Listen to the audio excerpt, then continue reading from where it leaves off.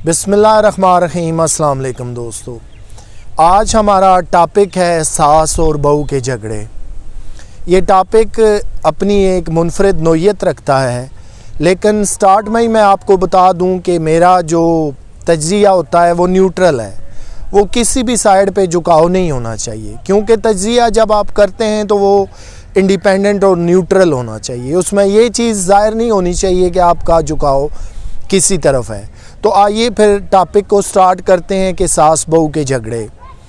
जहाँ ये एक रवायती या गैर रवायती आप कह लें हैसियत रखते हैं, वहाँ बिलखसूस एशिया के अंदर हमने बड़ा पुराना नस्ल दर नस्ल अब ये बात एडमिट कर ली है कि वो घर ही नहीं है जहाँ पे सास बहू के झगड़े नहीं हैं, या सास बहू एक ऐसा करैक्टर है कि जिन्होंने आपस में लाजमी एक दूसरे से लड़ाई झगड़ा करना है, एक दूसरे की बुराइयां करनी है, एक दूसरे को बुरा भला समझना है।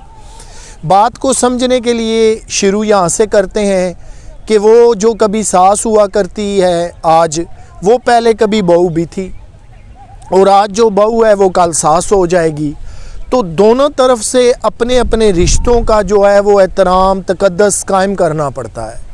आप चाहे बहू के रिश्ते में हैं या सास के रिश्ते में, दोनों जगह कोशिश कीजिए कि आपसे ज़्यादती ना हो।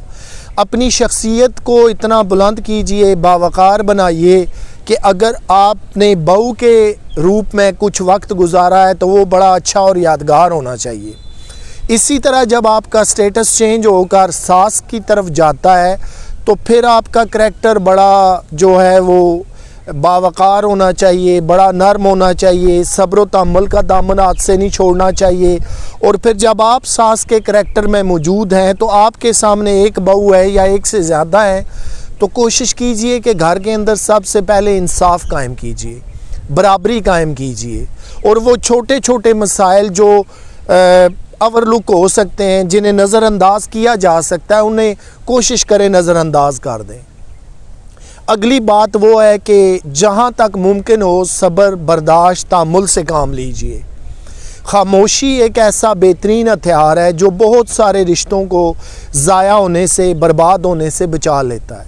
लेकिन हम एशिया के जितने लोग हैं, हमारे अंदर जज्बातीपन, गुस्सा, अना, अकड़ और फिर बदला लेने की ख्वाहिश बड़ी देर तक बाकी रहती है। अगर आपको मैं दुनिया के एडवांस ममालिक की तरफ ले जाऊँ, अमेरिका के अंदर, इंग्लैंड, जापान, दीगर बहुत सारे दुनिया के जदीद ममालिक जो हैं, उनके अंदर ये सास बहू का करैक्टर है ही नहीं।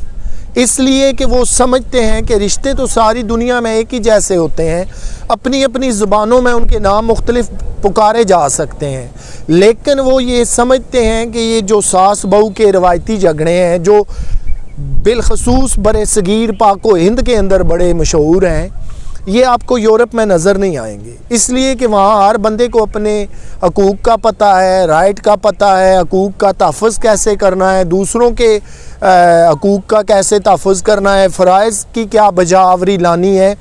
ये वो सारी चीज़ें हैं कि उन्हें बखूबी इन चीज़ों का इल्म है। इसलिए वहाँ पर रवायती कह लें या गैर रवायती तौर पे ये झगड़े इतने नज़र नहीं आते, लेकिन बड़े सगीर में आज भी, आज के दिन भी ये बड़ी एक पुख्ता रवायत बन चुकी है, एक रवाज है, एक हकीकत है जिसको आपको मानना पड़ेगा कि बहू का एक अपना करैक्टर है, उसका एक अपना वजूद है, सास का एक अपना करैक्टर और वजूद है, और दोनों अपने अपने पैरामीटर्स के अंदर काम कर रही हैं। अगर सास चाहे कि वो बहू को अपनी बेटी बना ले, अपनी बेटियों की तरह देखे, उसके अंदर कोई फ़र्क ना करे, जैसे उसकी अपनी सगी बेटियां हैं वो कहीं पे फ़र्क नहीं करती, तो फिर वो पराई बेटी जो बहू की शक्ल में उसके सामने है सास के, वो फ़र्क क्यों करती है? अगर वो उसको अपनी बेटी तस्लीम कर ले तो 70 से 80% मसाइल घर के वैसे ही ख़त्म हो जाते हैं। अब आ जाइए उस बहू की तरफ कि जो सास को अपनी हकीकी माँ के बराबर अगर दर्जा दे दे या उतना तस्लीम कर ले, तो फिर भी 70 से 80% मसाइल ख़त्म हो सकते हैं। उसके जो अगले महरक़ात हैं वो ये हैं कि दोनों तरफ से सब्र, तहम्मुल, बर्दाश्त, रवादारी को फ़रोग़ देना पड़ेगा।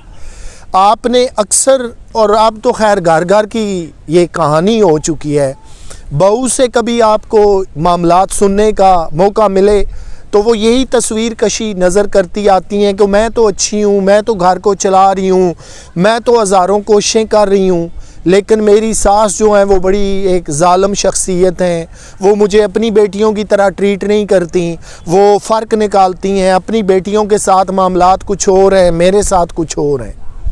इसी तरह अगर आपको जो सास का करैक्टर है उनके पास कभी बैठने का बात करने का मौका मिले तो आपको बहुत ज़्यादा दफ़ा ये बात सुनने को मिलेगी कि मेरी बहू मेरा ख़ास ख्याल नहीं रखती, घर का ख्याल नहीं रखती, मेरा बेटा उससे खुश नहीं है, बच्चों की परवरिश सही नहीं करती, घर के काम काज को नहीं संभालती, शादी से पहले ये कुछ और थी, उसके बाद अब कुछ और हो गई है।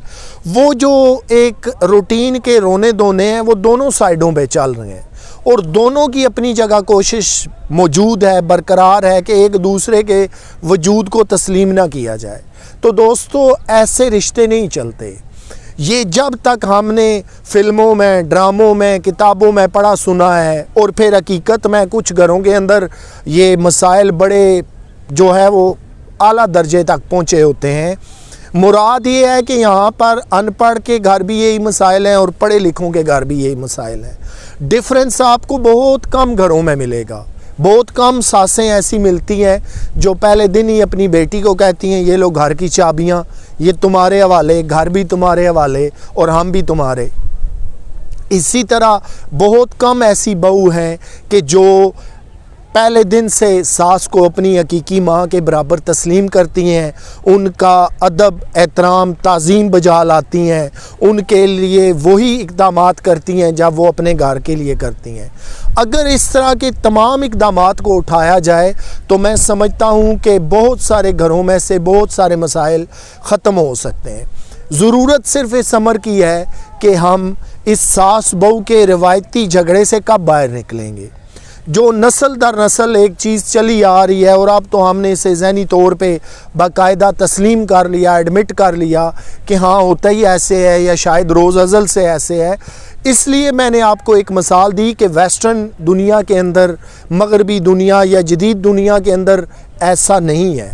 वहाँ भी रिश्ते पाए जाते हैं, वहाँ पे भी कुछ ना कुछ मसाइल ज़रूर होते हैं, लेकिन हम क्या करते हैं जी कि जहाँ आपको पता है मिसाल हम देते हैं कि बहुत सारे बर्तन इकट्ठे रखे हों तो आप उन्हें उठाएं तो वो भी आपस में टकराते हैं, आवाज़ करते हैं। जहाँ बहुत सारे लोग रहते हैं वहाँ मसाइल तो होते हैं। इस तरह की जो रवायती एग्जाम्पल्स हैं वो हम देते हैं, लेकिन हम ये भूल जाते हैं कि महज़ब दुनिया के अंदर एक फ़्लैट में 2,000 लोग रह रहे होते हैं, खामोशी होती है, पता भी नहीं चलता यहाँ कोई रह रहा है। एक घर के अंदर एक जोड़ा रह रहा है तो वहाँ भी खामोशी होती है, और एक घर के अंदर अगर 8-10 अफराद हैं तो वो भी बड़े सुलझे सोफिस्टिकेटेड तरीके से रह रहे होते हैं। डिपेंड आप पे करता है कि आप कौन सा वे ऑफ लाइफ अडॉप्ट करते हैं। खुश रहना सीखते हैं, खामोश रहना सीखते हैं, सब्र व तहम्मुल के दामन को थामते हैं, या लड़ाई झगड़े को, या फिर बात बात पे हाइपर हो जाना, इंतकाम लेना, अना का मसला बना लेना। ये तमाम जो चीज़ें, जो मसाइल की निशानदेही मैं कर रहा हूँ, इनसे हमें बाहर निकल के सोचना पड़ेगा। अक़वाम आलम कि वो कौमें जो 100% लिटरेसी रेट रखती हैं, जो आए दिन नए नए मोबाइल, नई नई दवाइयाँ, नई नई गाड़ियाँ, बुलेट ट्रेनें, हवाई जहाज़, हर नए से नया तजर्बा कर रही होती हैं, अगर वो इन बुनियादी मसाइल में उलझ जाएं तो फिर वो कैसे तरक्की करेंगी? फिर तरक्की का ख्वाब तो वहीं पे पड़ा रहेगा और वो छोटे छोटे पिटी मैटर्स में उलझ जाएंगी।